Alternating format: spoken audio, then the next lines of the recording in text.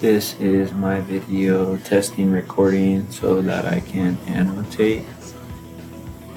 Let's see how long it will take if we do a minute video.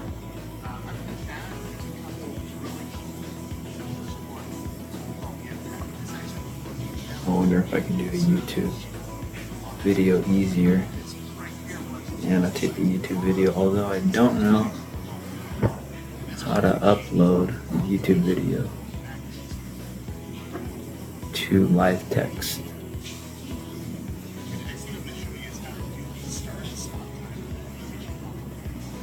I guess I could record my video as a video file and then upload it to YouTube after, I suppose. Yeah, why don't I try that?